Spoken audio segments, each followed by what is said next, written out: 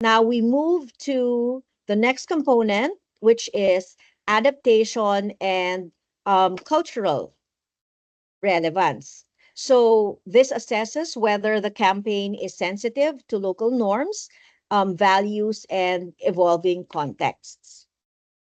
So Bantay Bata 163 localized services in Cebu, Davao, Iloilo, and more tailoring language and approaches to context. For example, online counseling, expanded access in recent years as more abuse cases went digital. So it aligns with the diffusion of innovation theory by Rogers, 2003, which highlights that innovations are more likely to succeed when they fit local needs. So you can ask actually if the services are tailored to local realities like language, culture, and technical access. Also, if the changes in media and abuse patterns like online trafficking are addressed. Then for C, communication channels and message. So it looks at the quality of message delivery and of course, channel selection.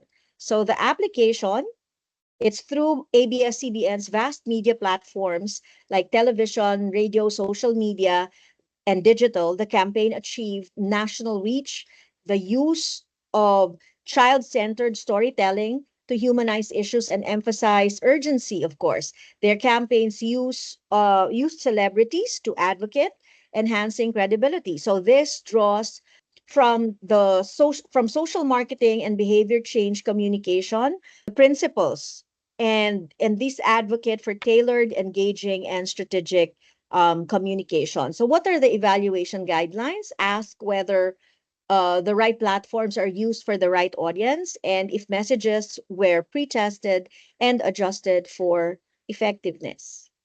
Now we go to T, which is tracking outcomes. This component evaluates how progress is monitored, measured, and reported. So Bantay Bata tracks calls to the hotline, number of rescues, of course, the case resolutions. However, the long-term impact indicators like reintegration success or behavior change in families could be better documented. So it's informed by the theory of planned behavior by Zen 1991, which suggests that attitudes and behaviors are key indicators of success. So you may ask these questions if you are evaluating the outcomes of an ACSM.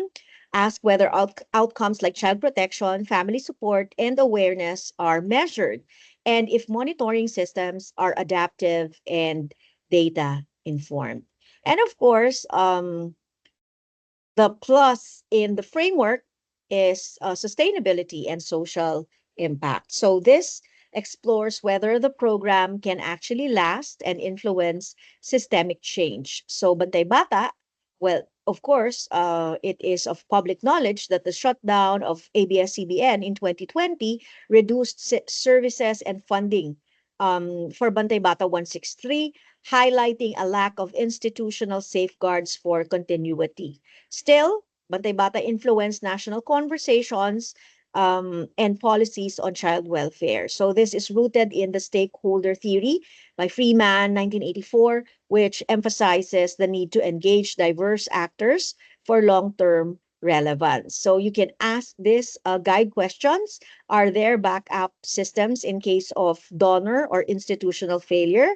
And if the campaign contributed to loss or lasting social norms. Why the impact plus framework matters. So the impact plus framework helps evaluators go beyond surface level outputs and assess the depth, breadth, and durability of an advocacy, communication, and social mobilization campaign. So applying this to Bantay Bata 163 shows that while the campaign succeeded in framing, in mobilization, and communication, it also faced vulnerabilities in sustainability, a reminder of the importance of structural and policy level integration in ASCSM efforts.